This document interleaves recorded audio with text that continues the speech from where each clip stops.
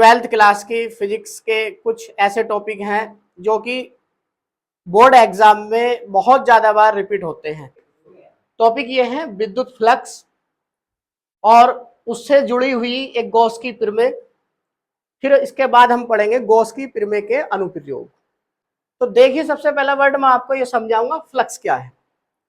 तो मान लीजिए ये एक अनुप्रस्थ क्षेत्रफल है किसी पाइप का, तो इससे गुजरने वाली जितनी भी वैद्युत क्षेत्र रेखाएं होंगी या वैद्युत बल रेखाएं होंगी, मान लीजिए इससे गुजरने वाली वैद्युत बल रेखाएं ये है, ये इस टाइप से, तो इन रेखाओं की संख्या, इन लाइनों की संख्या क्या कहलाएगी? विद्युत फ्लक्स कहलाएगी।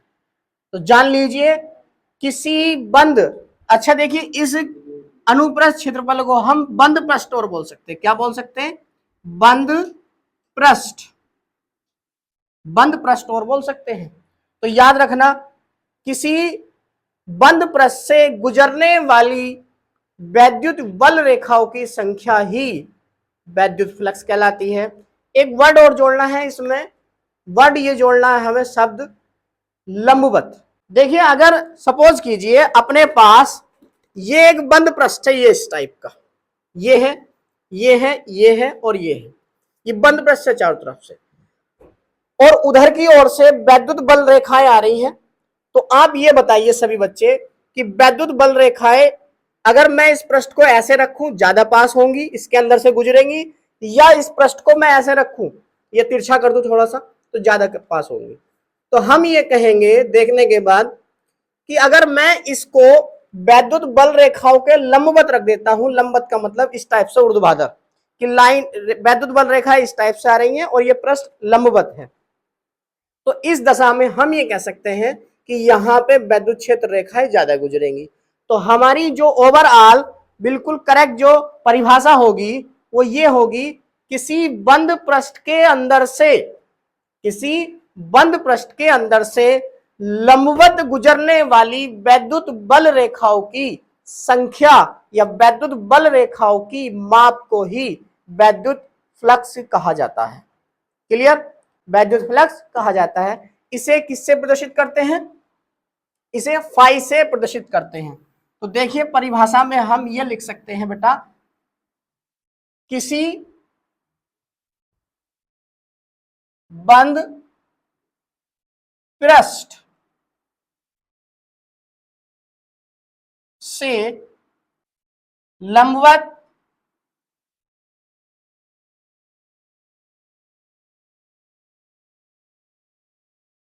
गुजरने वाली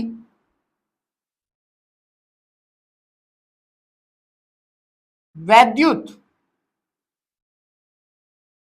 बल रेखाओं की, वैद्युत बल रेखाओं की संख्या को वैद्युत फ्लक्स कहा जाता है।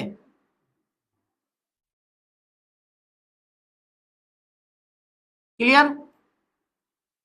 इसे इसे फाई से प्रदर्शित करते हैं। इसे किससे प्रदर्शित करते हैं बेटा? फाई, फाई ई से प्रदर्शित करते हैं। फाई का मतलब फ्लक्स, और कौन सा वाला फ्लक्स? विद्युत, और विद्युत को बोलते हैं इलेक्ट्रिक। फाई ई का मतलब हो गया इलेक्ट्रिक फ्लक्स से प्रदर्शित करते हैं।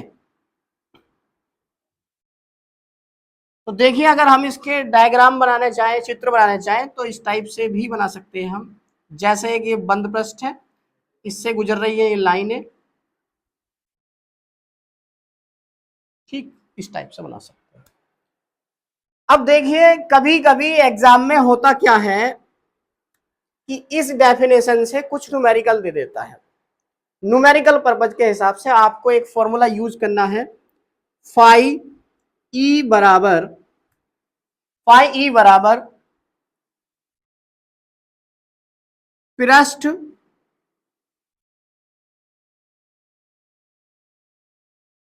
से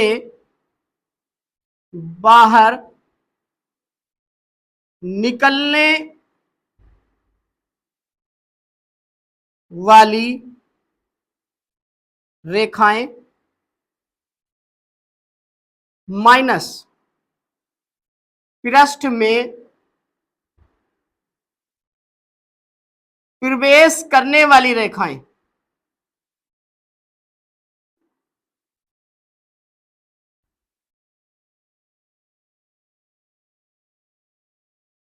ठीक, ये फॉर्मूला हुआ आपका कि पृष्ठ से बाहर निकलने वाली रेखाएं माइनस पृष्ठ में प्रवेश करने वाली रेखाएं। इसके बेस पे हम एक नया क्वेश्चन बताते हैं आपको। क्वेश्चन ये है कि किसी बंद पृष्ठ के अंदर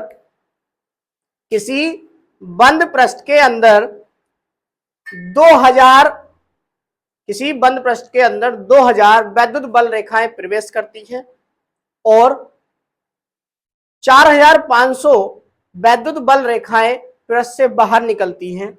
तो ज्ञात कीजिए पृष्ठ से गुजरने वाला वैद्युत फ्लक्स। तो वहां पे क्या काम करना है, अंदर कितनी जा रही है वो देखिए। प्रवेश यहां पे कर रही है आपकी 2000 और बाहर कितनी निकल रही है,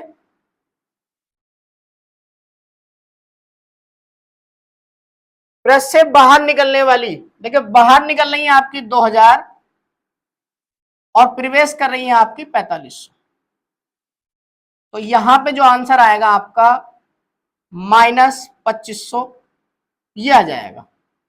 ठीक, अभी हमने इसका मात्रक नहीं बताया क्योंकि मात्रक जो बनेगा वो दूसरे फॉर्मूले से बनेगा। तो देखिए ये फॉर्मूला तो कभी कभी काम आता है, इसका जो मेन सूत्र है, मेन फॉर्मूला है वैद्युत फ्लक्स का, वो अब मैं पढ़ाने जा रहा हूं आपको। क्या हो अगर वैद्युत फ्लक्स हमें निकालना हो और वैद्युत बल रेखाओं की संख्या ना दी गई हो, तो हमें वैद्युत फ्लक्स की दूसरी परिभाषा के पास चलना पड़ेगा। वैद्युत फ्लक्स की दूसरी परिभाषा है, वो ये कहती है कि आपको वैद्युत फ्लक्स फाई ई मिलेगा वैद्युत क्षेत्र और क्षेत्रफल सदिश के अदिश गुणनफल से। वैद्युत क्षेत्र और अनुप्रस्थ जो क्षेत्रफल था उसके क्षेत्रफल सदिश से। अब देखो यहां पे एक नई टर्म जनरेट हुई है जिसको बोलेंगे हम क्षेत्रफल सदिश। क्षेत्रफल सदिश, क्षेत्रफल सदिश क्या होता है बेटा, देखो क्षेत्रफल सदिश क्या है, किसी क्षेत्रफल का, किसी बंद पृष्ठ का अविलंब बाहर की ओर जो आएगा, जैसे सपोज करो ये एक बोर्ड है, इसका अविलंब बाहर की ओर, देखो इस टाइप से अविलंब, ये अविलंब इसका बाहर की ओर हो गया। हथेली का अगर मुझे अविलंब बाहर की ओर देखना है तो वो ऊपर की ओर हो गया। तो याद रखना क्षेत्रफल सदिश की जो दिशा होगी हमेशा वो अविलंब, किसी क्षेत्रफल का अविलंब बाहर की ओर होगी। क्लियर है। अब देखिए ये है वैद्युत क्षेत्र और ये है आपका क्षेत्रफल सदिश, इन दोनों का अदिश गुणनफल लिया। तो हमें यहां से क्या पता चलेगा, इसका मात्रक पता चलेगा, वैद्युत फ्लक्स का मात्रक। मात्रक क्या होगा, देखिए मात्रक जो होगा, ई का मात्रक क्या होता है, वैद्युत क्षेत्र का मात्रक। वैद्युत क्षेत्र का जो मात्रक होता है वो होगा आपका न्यूटन प्रति कूलाम। न्यूटन प्रति कूलाम, ये कहां से आया वैद्युत क्षेत्र का मात्रक न्यूटन प्रति कूलाम, क्योंकि हम जानते हैं वैद्युत क्षेत्र की तीव्रता जो होगी वो होती है F/Q0। F का मात्रक क्या होता है न्यूटन और Q का मात्रक क्या होता है कूलाम। तो E का जो मात्रक यहाँ पे आया है आपका न्यूटन प्रति कूलाम। तो हमने E का मात्रक रखा न्यूटन प्रति कूलाम गुणा क्षेत्रफल का जो मात्रक होगा वो होगा आपका मीटर स्क्वायर, मीटर स्क्वायर। तो ये आ गया आपका न्यूटन मीटर स्क्वायर प्रति कूलाम।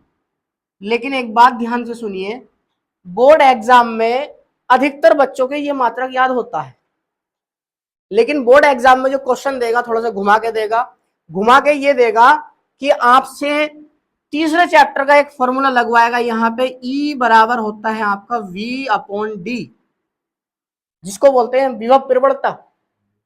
V का जो मात्रक, ये V विभवांतर है, V का मात्रक आएगा वोल्ट, और D एक दूरी है जिसका मात्रक होगा मीटर। तो वोल्ट प्रति मीटर, तो याद रखेंगे एक मात्रक तो ये हुआ आपका ये वाला, और दूसरा जो मात्रक होगा इसका विद्युत फ्लक्स का वो यहां से मिलेगा। E का मात्रक हुआ 1 वोल्ट प्रति मीटर, तो यहां पर कितना रखेंगे बेटा, E का मात्रक रखेंगे वोल्ट प्रति मीटर, वोल्ट प्रति मीटर गुणा, और क्षेत्रफल का मात्रक मीटर स्क्वायर, देखो स्क्वायर से मीटर खत्म, तो आएगा आपका वोल्ट प्रति मीटर। तो याद रखेंगे हमने दो मात्रक आपके यहां पढ़े, कौन कौन सा, वैद्युत फ्लक्स के लिए दो मात्रक हुए। एक मात्रक क्या है बेटा, एक मात्रक है आपका न्यूटन मीटर स्क्वायर पर कूलम, और दूसरा जो मात्रक है वो है आपका वोल्ट मीटर, वोल्ट मीटर। देखिए जैसे हमने यहां पे बताया न्यूटन मीटर स्क्वायर पर कूलम और वोल्ट मीटर, तो आपको ऑब्जेक्टिव में वो क्वेश्चन देगा और दोनों ही ऑप्शन देगा, और लास्ट वाला देखो ए ऑप्शन तो ये बनाएगा, बी ऑप्शन ये बनाएगा, सी ऑप्शन क्या देगा, बोथ। यानी कि एक में तो देगा विकल्प में ये वाला, और दूसरे में देगा ये, और तीसरे में क्या देगा, दोनों, ए और बी दोनों। तो किस पे टिक करोगे आप, तो इस पर टिक करना पड़ेगा, और बोर्ड एग्जाम में कई बार रिपीट हो गया क्वेश्चन। ठीक, चलिए अब देखते हैं इसकी बीमा, तो मात्रक ये नोट कर लेंगे आप। अब देखते हैं इसकी बीमा क्या है, तो देखिए बीमा क्या है इसकी, सुनिए। वैद्युत क्षेत्र का जो मात्रक हमने लिखा E बराबर कितना होता है, वैद्युत क्षेत्र E बराबर F अपॉन Q। ठीक, अगर हमें इसकी बीमा लिखनी है तो वैद्युत क्षेत्र की बीमा कितनी आएगी, देखो F की बीमा यानी बल की बीमा कितनी होती है, M/L/T-2, और Q की जो बीमा होती है आपकी वो कितनी होती है, AT। AT कहां से आई Q की बीमा, क्योंकि हम जानते हैं Q बराबर IT, 10th क्लास का फॉर्मूला, Q बराबर IT, I की बीमा A, I की बीमा A, और टाइम की बीमा, समय की बीमा T, तो Q की बीमा जो हो गई AT। तो E की बीमा कितनी आएगी, M/L/T, देखो T की घात यहाँ पे 1 है, ऊपर जाने के बाद -1 हो जाएगी, तो ये हो जाएगी -3, और A की घात -1। तो ये तो बीमा आई आपकी E की, विद्युत क्षेत्र की, तो यहां पर रखेंगे M/L/T की घात -3, A की घात -1। ठीक, इसके बाद बताइए आप क्षेत्रफल की बीमा कितनी होती है, क्षेत्रफल यानी लंबाई गुणा चौड़ाई, लंबाई की बीमा L और चौड़ाई की बीमा L, यानी कि L स्क्वायर, तो क्षेत्रफल की बीमा हो जाएगी L स्क्वायर। तो ये जो आएगा आपका कितना, देखो M तो ऐसे लिखा, L की घात 1 यहां पे है और 2 यहां पे है, तो कितनी होगी, L की घात 3, और T की घात -3, और A की घात -1। ठीक, T की घात -3, A की घात -1, तो ये बीमा हो गई इसकी। चलिए हमने मात्रक देखा, बीमा देखी, अब जो इसका मेन पार्ट है हम वो भी देखेंगे बेटा। इसका जो मेन पार्ट ये है सदिश और अदिश बताना। तो याद रखो सदिश राशि उसको बोलते हैं जिसमें दिशा और परिमाण दोनों हो, और अदिश राशि जिसको बोलते हैं जिसमें केवल परिमाण हो, दिशा का कोई रोल उसमें ना हो। तो एक बात बताइए सब बच्चे, देखो कॉन्सेप्चुअली अगर हम जाएं लॉजिक से, वो ये है, आपने पढ़ा होगा दो प्रकार के गुणनफल पढ़े होंगे आपने दो सदिशों के, एक तो होता है क्रॉस गुणनफल यानी कि सदिश गुणनफल, और दूसरा होता है आपका डॉट वाला यानी कि अदिश गुणनफल, इसको स्केलर गुणनफल भी बोल देते हैं। ठीक, तो याद रखना आप सब बच्चे, जब दो सदिशों के क्रॉस गुणनफल करते हैं, दो सदिशों का क्रॉस गुणनफल करते हैं, सदिश गुणनफल करते हैं, तो इस गुणनफल के बाद जो राशि प्राप्त होगी वो होगी आपकी सदिश। कैसी राशि प्राप्त होगी? सदिश। लेकिन जब हम दो सदिशों का अदिश गुणनफल करते हैं तो इस गुणनफल के बाद जो राशि प्राप्त होगी वो मिलेगी आपको अदिश। कौन सी मिलेगी? अदिश। तो आप ये बताइए सभी बच्चे कि यहाँ पे अदिश गुणनफल है, वैद्युत क्षेत्र और क्षेत्रफल का अदिश गुणनफल है, तो आप बताइए इससे मिलने वाली जो राशि है, ये विद्युत, ये राशि है भौतिक राशि, ये कैसी राशि है? ये है अदिश राशि। कैसी राशि है? यह एक अदिश राशि है। तो भैया याद रखना आप सभी, जब कोई राशि अदिश हो तो उसमें दिशा का कोई महत्व नहीं होता, उसमें दिशा का कोई महत्व नहीं होता। यानी विद्युत फ्लक्स की गणना करते समय विद्युत फ्लक्स के लिए हमें दिशा का देखने का कोई रोल नहीं है। ठीक, क्लियर है? चलिए, ये समझ लिया हमने विद्युत फ्लक्स के दो फॉर्मूले। एक फॉर्मूला क्षेत्रफल से गुजरने वाली रेखाओं के बेस पे देखा, दूसरा फॉर्मूला हमने देखा विद्युत क्षेत्र और क्षेत्रफल सदिश के गुणनफल का। अब जो है तीसरा फॉर्मूला इसका, जिससे हम इस चैप्टर के और गॉस की प्रमेयों को सिद्ध करने वाले हैं, वो फॉर्मूला जानते हैं। देखिए ध्यान से सुनिए। मान लो एक क्षेत्रफल ये है, इस टाइप का कोई पृष्ठ है और हमें इस पृष्ठ से गुजरने वाला विद्युत फ्लक्स ज्ञात करना है। अब हम पे कोई ऐसा फॉर्मूला है तो है नहीं इस शेप का क्षेत्रफल पता हो मुझे, ये कोई आकृति है इसका क्षेत्रफल हमें पता ही नहीं है, तो हम क्या काम करेंगे, इसमें क्षेत्रफल अवयव मानेंगे। यहां मान लीजिए क्षेत्रफल अवयव, क्षेत्रफल अवयव का मतलब क्षेत्रफल का छोटा सा पार्ट, छोटा सा भाग। तो इस क्षेत्रफल अवयव से गुजरने वाला फ्लक्स जो ले लिया मैंने, छोटा छोटा फ्लक्स, जिसको बोल देंगे d5। डी कहां लगता है? याद रखना, डी हमेशा वहां पे लगेगा जब हमें कोई भौतिक राशि बिल्कुल छोटी दिखानी हो। तो छोटी राशि दिखाने के लिए, यानी कि भौतिक राशि फ्लक्स जो है ये, इसको छोटा फ्लक्स बताना है, क्योंकि छोटे क्षेत्रफल से गुजरने वाला फ्लक्स भी क्या होगा? छोटा ही होगा। तो इस कंडीशन में तो हम क्या काम करेंगे, याद रखना, जब हमें फिजिक्स के अंदर क्या होता है, जब हमें छोटी राशि की वैल्यू पता हो, छोटी राशि का मान पता हो और उसकी सहायता से बड़ी राशि बनानी हो, क्या बनानी हो? बड़ी राशि बनानी हो, तो हम वहां पे करते हैं समाकलन। तो बस यही पे हमें फॉर्मूला पढ़ना है कि अगर हमें छोटे फ्लक्स से बड़ा फ्लक्स निकालना है तो हम यूज करेंगे समाकलन, क्षेत्रफल और ये इन दोनों का डॉट गुणनफल, यानी कि स्केलर गुणनफल, अदिश गुणनफल। और यहाँ पे इस समाकलन को हम बंद कर देंगे। क्यों कर देंगे बंद? क्योंकि बेटा ये जितना भी पृष्ठ होता है चारों तरफ से क्या होता है? बंद होता है। तो याद रखना, किसी बंद पृष्ठ से गुजरने वाला जो वैद्युत फ्लक्स आता है वो समाकलन की फॉर्म में, उसका फॉर्मूला ये होता है। और अगर हम थोड़ा सा इसको बढ़ाने की कोशिश करें तो हम ये भी कह सकते हैं फाई ई बराबर बंद समाकलन ई। देखो इसका फॉर्मूला, ए डॉट बी का फॉर्मूला क्या होता है? ए डॉट बी बराबर आपका क्या होता है? A B cos theta. तो ऐसे ही यहां पर लगा देंगे, ए की जगह ई है और बी की जगह डी है, तो E D A cos theta. Clear?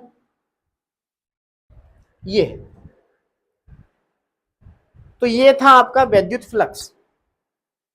अब क्या है देखो, बाद में इसके हम न्यूमेरिकल भी करेंगे। अब हम समझाने वाले हैं आपको गॉस की प्रमेय, इस पे आधारित गॉस की प्रमेय।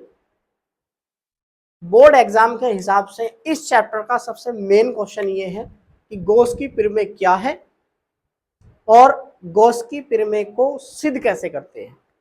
क्लियर? चलिए देखिए,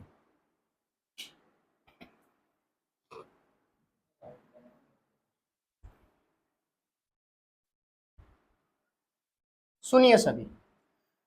अब देखिए बात यह है कि जब, अच्छा, गॉस की प्रमेय किस लिए यूज में आई, क्या इसका प्रयोग है गॉस की प्रमेय का? याद रखना, गॉस की प्रमेय विद्युत फ्लक्स को निकालने की एक प्रमेय है आसान तरीके से। गॉस थ्योरम केवल ये बताती है कि हमें कोई विद्युत क्षेत्रफल की जरूरत नहीं है। वैद्युत फ्लक्स निकालने के लिए हमें दो चीज चाहिए, बंद पृष्ठ दे दो जिसका नाम गॉसियन पृष्ठ रखो और बंद पृष्ठ के अंदर वैद्युत आवेश रख दो और बस काम खत्म। जैसे देखो एक एग्जाम्पल, हमने कहा एक ये बंद पृष्ठ है किसी भी आकृति का, भैया एक बंद पृष्ठ है किसी भी आकृति का, ठीक। इस बंद पृष्ठ के अंदर, ये बंद है, पहली रिक्वायरमेंट कंप्लीट अपनी। इस बंद पृष्ठ के अंदर अगर मैं एक आवेश रख दूं Q, तो बस अब हमें फ्लक्स निकालने के लिए क्षेत्र या क्षेत्रफल की जरूरत नहीं है। हम बंद फ्लक्स से अंदर वैद्युत फ्लक्स ये बता सकते हैं कि यहाँ पे फाई ई बराबर होगा, आवेश अंदर कितना है Q, और बटे में लिख दो भैया एप्सिलॉन नॉट। ये इससे गुजरने वाला हो गया वैद्युत फ्लक्स। ये गॉस थ्योरम बताना चाहती है। गॉस थ्योरम की दो ही रिक्वायरमेंट है, फ्लक्स निकालो। चलिए अब इसको डिफाइन कैसे करेंगे, इसको परिभाषित कैसे करेंगे, सुनिए। ये जो आवेश है यहां पे, ये आवेश है अंदर का, ये आवेश है आपका अंदर का आवेश, कि पृष्ठ के अंदर जो आवेश है, तो हम इसको क्या कह सकते हैं कि फाई ई बराबर Q गुणा 1/ε0 तो लिख सकते हैं, नहीं लिख सकते, कि किसी बंद पृष्ठ से गुजरने वाला वैद्युत फ्लक्स उसके द्वारा परिबद्ध यानी कि उसके द्वारा बंद आवेश Q का 1/ε0 गुना होता है। ये उसका कथन है गॉस थ्योरम का। तो गॉस की पिर में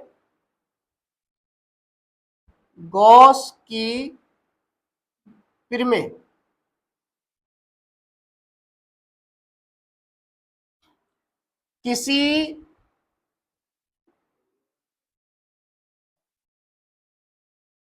बंद पृष्ठ से गुजरने वाला वैद्युत फ्लक्स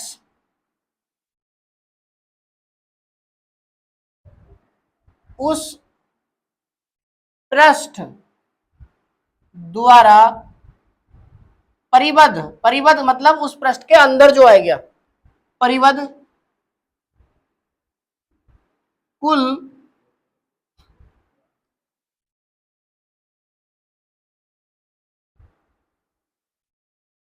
आवेश का 1/ε0 गुना होता है। ये गॉस थ्योरम हो गई, गॉस की पिर में, ठीक। यानी कि मान लो अगर ये बंद पृष्ठ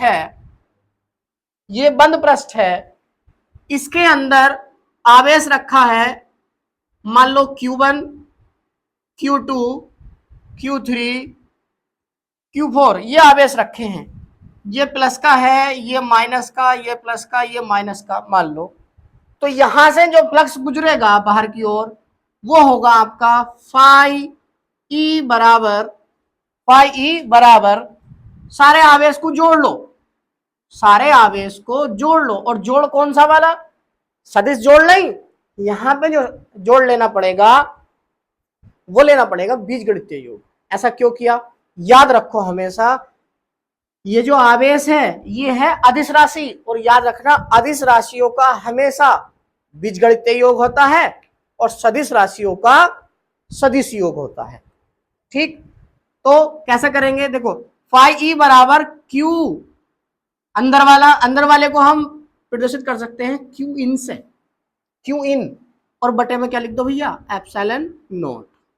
ये तुम्हारी गॉस की पिर में हो गई, जहां पर Q इन यानी कि आवेश अंदर वाला बराबर होगा, सारे आवेश को जोड़ो, Q1 minus Q2 plus Q3 और माइनस के Q4। चलिए इसके बेस पे एक न्यूमेरिकल कैसे कर सकते हैं। देखिए न्यूमेरिकल ये है आपका एनसीईआरटी का क्वेश्चन है, वो देखो कि ये इस टाइप की एक शेप है, एनसीईआरटी में मिलेगा क्वेश्चन कि प्लस का 2 कूलाम अंदर रखा हुआ है और माइनस का 3 कूलाम और प्लस के 4 कूलाम एक बाहर की ओर रखा हुआ है। अब हमसे कह दिया गया कि इस पृष्ठ से गुजरने वाला वैद्युत फ्लक्स ज्ञात करो। तो किसको काम में लाओगे भैया? काम में लानी पड़ेगी हमें गॉस की प्रमेय। क्यों?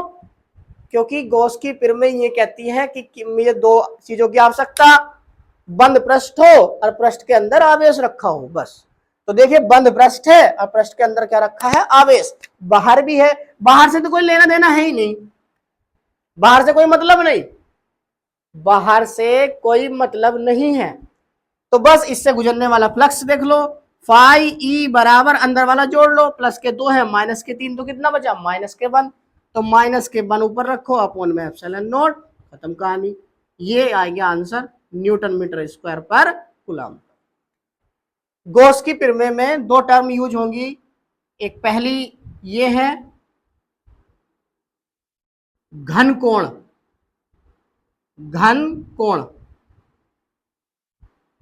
और दूसरी है आपकी क्षेत्रफल सदिश। ये मैंने वैद्युत फ्लक्स वाले टॉपिक में भी पढ़ाया है, क्षेत्रफल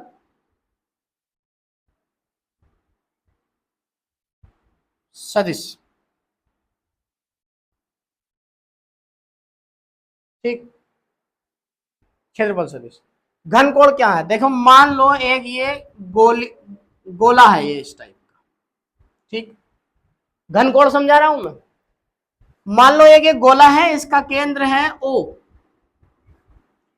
तो गोले के किसी छोटे से टुकड़े के द्वारा, गोले के किसी छोटे से टुकड़े के द्वारा केंद्र पर जितना कोण बनता है, गोले के छोटे टुकड़े द्वारा केंद्र पर जितना कोण बनता है उसी का नाम हो जाता है डी ओमेगा, और डी ओमेगा को बोल देते हैं हम घन कोण, घन कोण। और डी ओमेगा का जो फॉर्मूला होगा वो होगा आपका डी ए कॉस थीटा बटे R square, D A cos theta बटे आर स्क्वायर। और याद रखना अगर हम इसको समाकलन करते हैं और थीटा का मान 0 रखते हैं तो यहाँ पे ओवरऑल होता यह है कि घन कोण की हर एक पृष्ठ के लिए वैल्यू कितनी आएगी? 4 पाई। कितनी आएगी? 4 पाई। तो घन कोण पृष्ठों का formula D A cos theta बटे आर स्क्वायर। ठीक, थीटा का क्या है?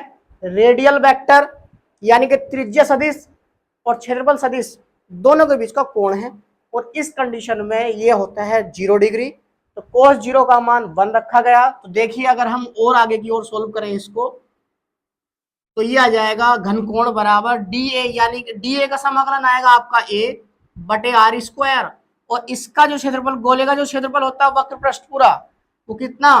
4 पाई आर स्क्वायर बटे आर स्क्वायर, और आर स्क्वायर से आर स्क्वायर खत्म, तो कितना बचा आपका? 4 पाई।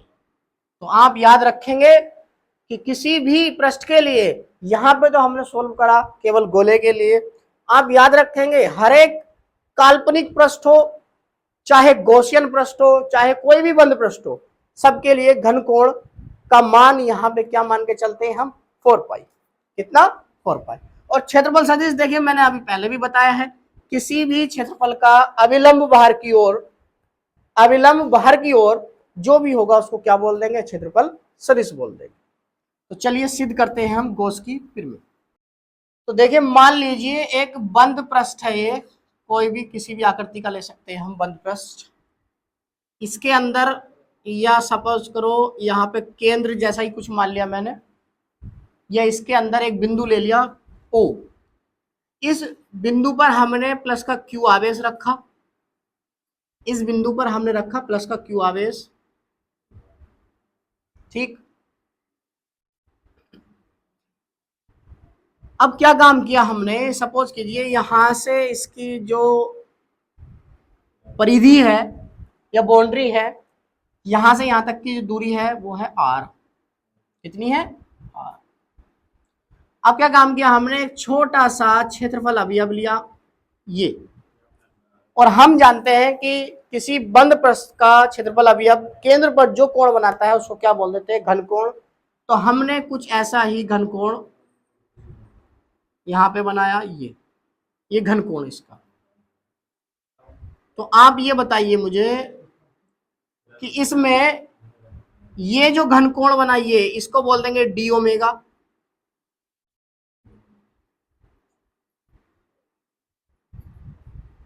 इसको बोल देंगे डी ओमेगा। इसका जो क्षेत्रफल है डीए क्षेत्रफल है, डीए डीए यानी कि क्षेत्रफल का छोटा सा पार्ट, ए का छोटा भाग, जिसको डी से प्रदर्शित कर सकते हैं, तो डीए लिख दिया। अब आप बताइए प्लस क्यू से वैद्युत क्षेत्र रेखाएं प्लस, देखो धनात्मक आवेश क्या काम करता है, वैद्युत क्षेत्र रेखाओं को बाहर की ओर निकालता है इस टाइप से, और ऋणात्मक आवेश क्या काम करता है, वैद्युत क्षेत्र रेखाओं को अपनी ओर ले लेता है, अंदर खींचता है।